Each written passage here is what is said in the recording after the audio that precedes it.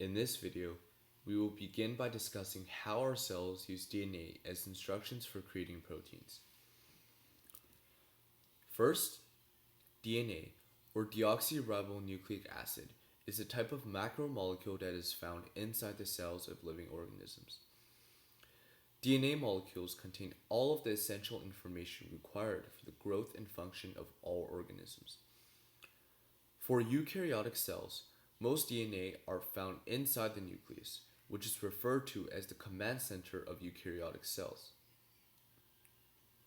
Genes, on the other hand, are the basic functional hereditary units, and there are many genes found on a single DNA molecule. Each cell in the body contains around 30,000 genes. Each gene contains a genetic blueprint to make an mRNA, which often are then used to make proteins through translations. However, in some cases, the mRNA could be the final product of the gene, and these mRNA often serve some enzymatic functions.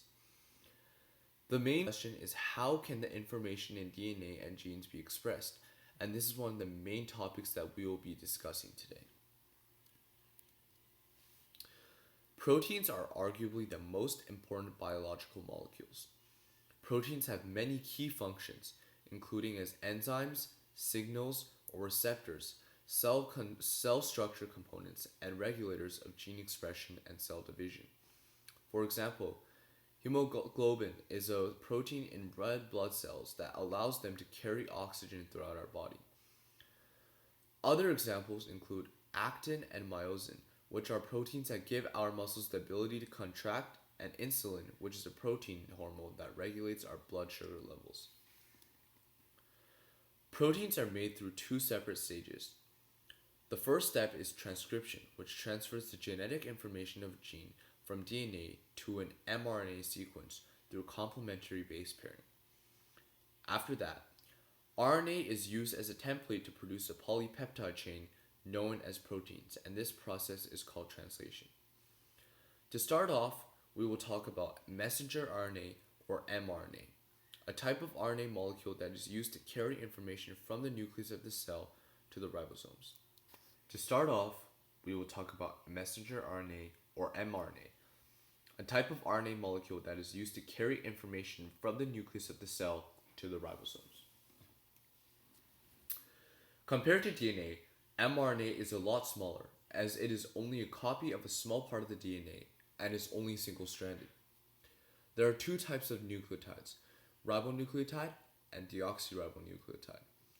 The sugar and base between ribonucleotide and deoxyribonucleotide are different, as ribonucleotide is made of ribose sugar and deoxyribonucleotide is made of deoxyribose sugar. It is made by transcription, which is the process of reading our DNA.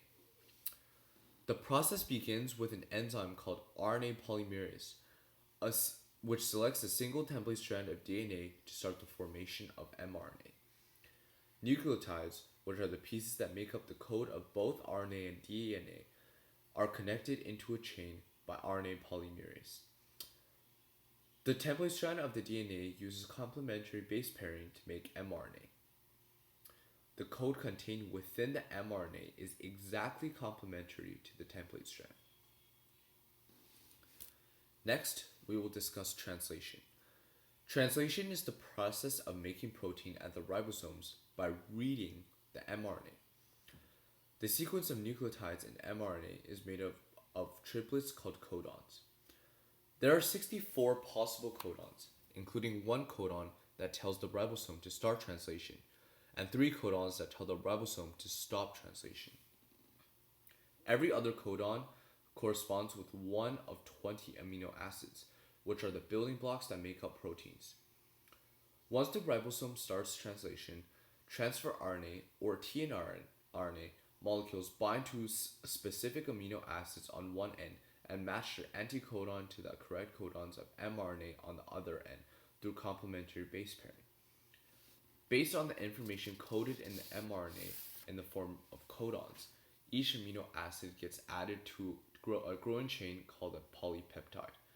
When translation is finished, the polypeptide will fold up into a completed protein. The environmental impacts on genetics are known as epigenetics. Epigenetics do not cause genetic changes, but instead changes the way the human body reads the genetic sequences. When humans are in their early years, their DNA contains a set of marks that are known as epigenome. The marks will change according to the experiences of the child, as it will change the way the genes will be carried out.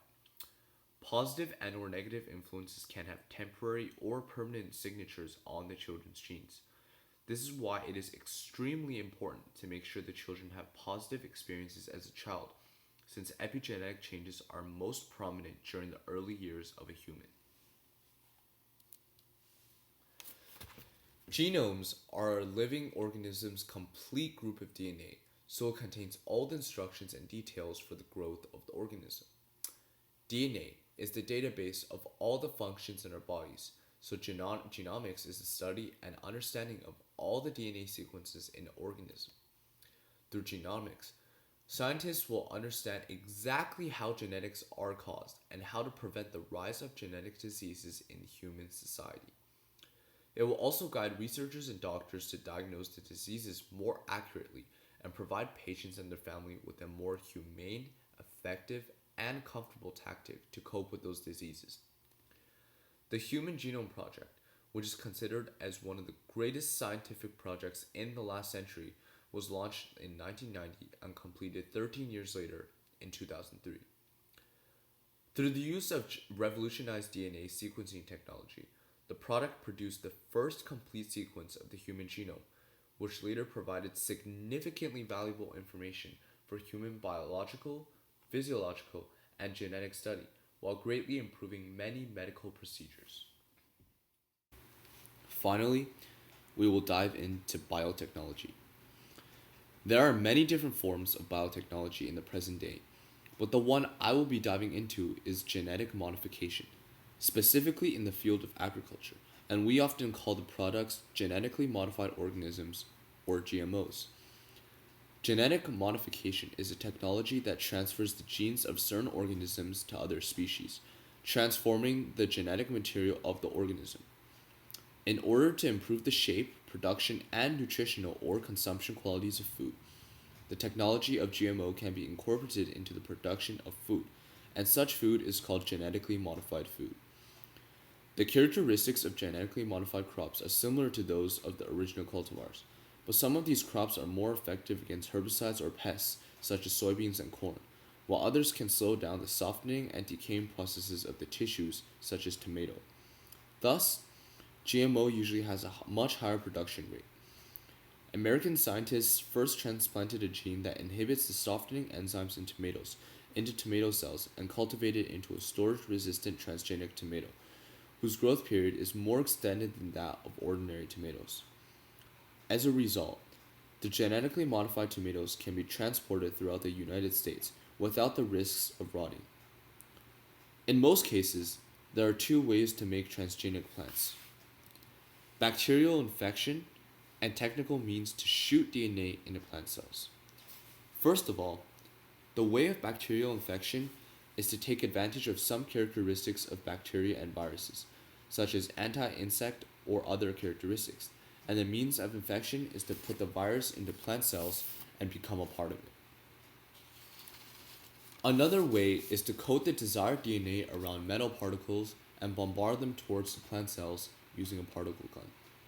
Some of the metal particles coated with the desired DNA can possibly enter into the nucleus of the plant cells and become a part of the plant genome. Despite the higher productivity of GMOs, people have had a long-running debate on various problems caused by genetically modified foods. As a new biotechnology method, the immaturity and uncertainty of genetic modification will inevitably attract people's attention. Thank you so much for watching my presentation, and this is the end.